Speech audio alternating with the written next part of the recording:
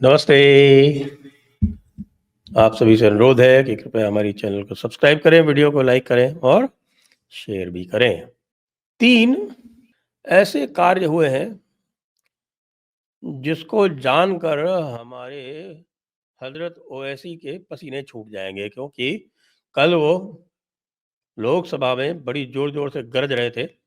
वही बात जो उन्होंने बाहर कही थी, वही अंदर कह रहे थे और ये कह रहे थे कि अगर अगर वक़्फ़ अमेंडमेंट बिल पास हो गया, तो पूरे देश में सोशल इंस्टेबिलिटी हो जाएगी। और सोशल इंस्टेबिलिटी उनके लिए केवल एक, जिसको हम कहते हैं कि प्रकारांतर से वही कह रहे थे कि देश में वो दंगे कराएँगे। जी हाँ, अंग्रेज़ी में इसको यूफेमिज़्म बोलते हैं।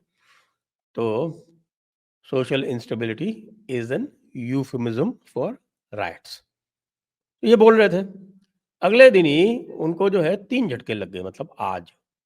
आज नहीं, बल्कि ये जिस समय मैं रिकॉर्ड कर रहा हूँ, उस समय की बात कर रहा हूँ। आप जब देखेंगे तो उसके 1 दिन पहले, यानी कि मंगलवार को उनको 3 झटके लग गए, बड़े ज़बरदस्त, हज़रत ओवैसी को। सबसे पहला झटका तो लग रहा है, वो है सुप्रीम कोर्ट ने झटका दिया। जी हाँ, सुप्रीम कोर्ट ने झटका दिया। और सुप्रीम कोर्ट में भी जो बेंच जस्टिस ओका की थी, उससे झटका लगा उनको, जिनसे उनको एक्सपेक्टेशन नहीं होगा कि साहब की जस्टिस ओका की बेंच भी उनको झटका दे सकती है। और बड़ा तगड़ा झटका लगा। एक तरफ तो भारत ने 205, जी हाँ, वैसे तो 18,000 इल्लीगल्स बताए जा रहे हैं भारत के, जो बैठे हुए हैं अमेरिका में, और उनमें से बहुत सारे ऐसे हैं जो भाग के यहाँ गए हैं, और ये पूरा का पूरा जो सिस्टम जो है, वो जो खालिस्तानी चैनल्स हैं उनके थ्रू ऑपरेट होता है। और जो वापस आने वाले हैं, वो मैक्सिमम इसी कैटेगरी के हैं। भारत ने इसीलिए सहर्ष 18,000 स्वीकार कर लिए, और 205 की जो पहली खेप है, वो रवाना भी हो चुकी है यूएस से, और पहुंच जाएगी जिस समय आप ये सुन रहे होंगे उसके थोड़े आसपास, पहले या बाद में, या तो पहुंच चुकी होगी या पहुंच जाएगी। लेकिन आज, मतलब कल सुप्रीम कोर्ट में जो बात हुई वो ये हुई कि कोई 63 ऐसे इल्लीगल्स हैं बांग्लादेशी, जो असम के डिटेंशन सेंटर्स में पड़े हुए हैं और उनको डिपोर्ट नहीं किया जा रहा है। उसके ऊपर आज सुनवाई हुई और सुप्रीम कोर्ट ने ये कहा कि इनको तुरंत डिपोर्ट किया जाए। क्या आपको ये नहीं पता है कि इनका देश कौन सा? नहीं साहब, उन्होंने कहा असम वालों ने कि हमारे पास एड्रेस नहीं है। अरे! एड्रेस की क्या ज़रूरत है?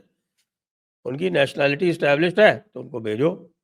तो बाद में पता चला कि साहब बांग्लादेश उनको ले नहीं रहा है। तो मैं ये कहूँगा भाई भारत सरकार से, बाद में सॉलिसिटर जनरल आए और उन्होंने कहा नहीं, नहीं, मैं एक्सटर्नल अफेयर्स मिनिस्ट्री से बात करके सेट करूँगा। भाई साहब, उसी तरह का हार्ड स्टैंस लीजिए जो अमेरिका ने पूरे विश्व के साथ लिया है, जो अमेरिका ने मेक्सिको के साथ लिया। मेक्सिको आ गया रास्ते पर, टैरिफ लगाया 20%, रास्ते पर आ गया। इसी तरह से कनाडा के साथ भी यही किया, लगाया 20% टैरिफ, रास्ते पे आ गए। चाइना से तो खैर उनकी पुरानी दुश्मनी है, और चाइना को तो वो अपना एडवर्सरी मानते हैं। चाइना को अभी आपस में चल रहा है उनकी तनातनी, और वहाँ इशू जो है वो इल्लीगल्स का है नहीं।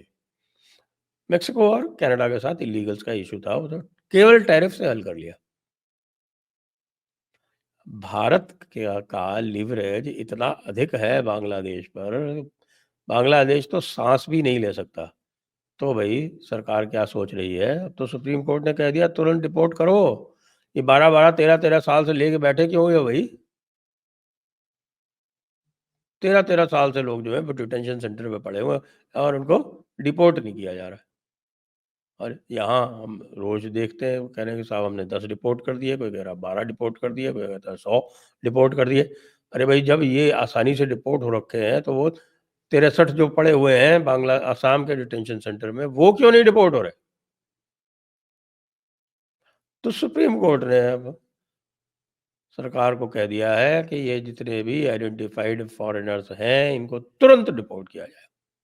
लीजिए, अब तो करना पड़ेगा, और कैसे भी करना पड़ेगा। बांग्लादेश की बैंड बजानी पड़े तो भी करना पड़ेगा। करिए। शीघ्रता से इनको डिपोर्ट करिए। ये तो हो गया एक पहला झटका हमारे हज़रत ओवैसी को। दूसरा झटका गुजरात ने दे दिया। गुजरात ने क्या दे दिया कि साहब उन्होंने भी रिटायर्ड जस्टिस रंजना देसाई की अध्यक्षता में यूसीसी लागू करने के लिए एक कमेटी बना दी। उत्तराखंड में लागू हो चुका है और उत्तराखंड की कमेटी भी इन्हीं जस्टिस रंजना देसाई की अध्यक्षता में बनी थी और जस्टिस रंजना देसाई का मूल हाईकोर्ट गुजरात ही है। तो ये मान लीजिए कि अब गुजरात में भी एक केवल एक थोड़ा बहुत समय बाकी है और देर सवेर जितने भी जो भारतीय जनता पार्टी के जितने भी राज्य हैं, उनमें सब में लागू होगा। उत्तराखंड, उत्तर प्रदेश, हरियाणा, राजस्थान, मध्य प्रदेश, छत्तीसगढ़, उड़ीसा, असम, अरुणाचल, ये जहाँ पे डायरेक्ट बीजेपी स्टेट है, उनकी बात कर रहा हूँ। और फिर और आ जाइए इधर गुजरात, महाराष्ट्र। सीधे-सीधे आप देख रहे हैं कि ये 11 12 Pondicherry.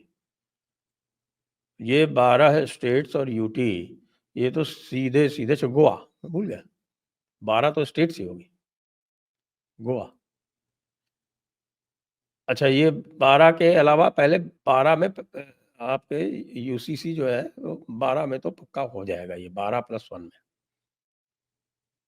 Anti conversion law Rajasthan ने लागू कर दिया और राजस्थान ऐसा 12वां प्रदेश हो गया है जिसने एंटी कन्वर्शन लॉ लागू कर दिया है और ये जो 12 प्रदेश हैं ये बड़े-बड़े प्रदेश हैं अधिकतर।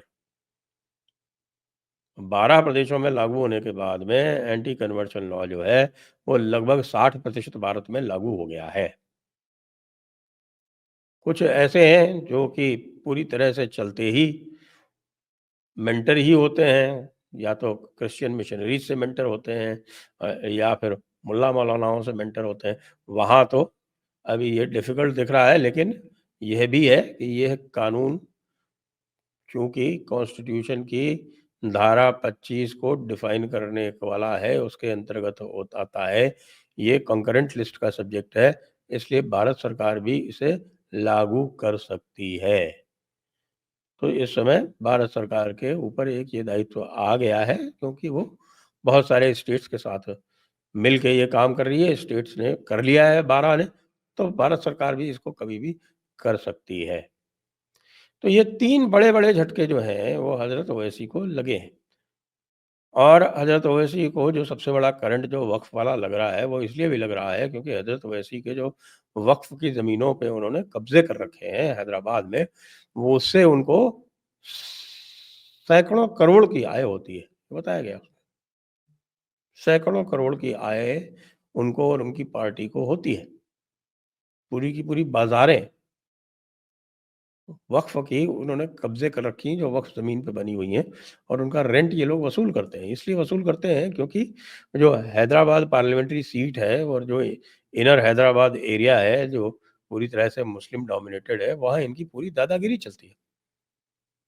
दादागिरी इतनी चलती है कि साहब वहाँ पर ये कहते हैं कि हज़रत ओवैसी के कहे बिना या हज़रत ओवैसी के अनुमति के बिना वास्तव में वहाँ पत्ता भी नहीं हिलता। इतना तगड़ा इनका होल्ड है उस क्षेत्र में। और अब ये अपना होल्ड जो है वो चाहते हैं कि पूरे भारत में फैला सकें लेकिन हो नहीं पा रहा है। महाराष्ट्र चुनाव में इनको बड़ा सेटबैक लगा। इनकी 2 सीटें हुआ करती थी, 2 से घट के 1 हो गई। लोकसभा चुनाव में भी इनको बड़ा सेटबैक लगा। इनकी 2 सीटें हुआ करती थी, 2 से घट के 1 हो गई। तो थोड़ी बहुत जहाँ मिलती है, जैसे पिछली बार चुनाव में बिहार में ये 5 सीटें लेके आए थे, वो 5 के पाँचों भाग गए इनको छोड़ के। अब ये बिहार में फिर से अटेम्प्ट करेंगे। और बिहार में वैसे जो उनका वो जो एक क्षेत्र है किशनगंज वाला, जहाँ वो एक पर्टिकुलर कम्युनिटी रहती है, उलैया वगैरह, तो वो जो है तो इनको बहुत सपोर्ट करती है। उत्तर प्रदेश चुनाव में भी ये एक्टिव होंगे। वैसे उत्तर प्रदेश के चुनाव में जो लोकसभा में जो परिणाम था वो तो पूरी तरह से निराशाजनक था। इनको कतई भाव नहीं दिया मुसलमानों ने। क्योंकि मुसलमानों का तौर तरीक़ा ही दूसरा है। उनको अ, हज़रत ओवैसी को जिताना नहीं है, उनको नेगेटिव पॉलिटिक्स करनी है, उनको भारतीय जनता पार्टी को हराना है। तो पूरी तरह से राहुल गांधी की पॉलिटिक्स और मुस्लिम पॉलिटिक्स जो है वो मैच करती है, इसीलिए आपस में एक-दूसरे के पास आ रहे हैं। तो इसलिए मैं ये कह रहा हूँ कि ये जो वक़्त है और जो वक़्त की धार है, जो वक़्त का पहिया जिस तरफ घूम रहा है, वो ना केवल हज़रत ओवैसी को पहचान लेना चाहिए, लेकिन जो हज़रत ओवैसी के साथ-साथ जो मुस्लिम वोट के लिए प्रतिस्पर्धा कर रहे हैं, चाहे वो कांग्रेस हो, चाहे दूसरी रीजनल पार्टीज़ हो, उनको भी वक़्त की नज़ाकत समझनी चाहिए। अब यह जो वक़्त आ गया है, वह किसी भी तरह से ये ये जो कब्ज़ाधारी लोग हैं, इनकी पॉलिटिक्स को अब सपोर्ट नहीं करेगा। इनका तरह-तरह का कब्ज़ा है। शरीयत लॉ के हिसाब से ये महिलाओं पे कब्ज़ा करते हैं। ये वक़्फ़ के हिसाब से दूसरे लोगों की ज़मीनों पर कब्ज़ा करते हैं। तो महिलाओं पे भी कब्ज़ा, ज़मीनों पर भी कब्ज़ा, जहाँ भी मिले पॉलिटिक्स पर कब्ज़ा, ये सारे का सारा जो ये पूरा जो कब्ज़ा सिंड्रोम है, इस कब्ज़ा सिंड्रोम को बहुत बड़ा झटका लगा है और लैंड जिहाद जो चल रहा था बांग्लादेश से, वो भी कब्ज़े का ही एक पर्याय है, उस कब्ज़े को भी बड़ा झटका लगा है। तो एक दिन में 3 झटके हज़रत ओवैसी और उनके दीनदार लोगों को, बताइए क्या होगा आगे? जय हिंद, जय भारत, वंदे मातरम।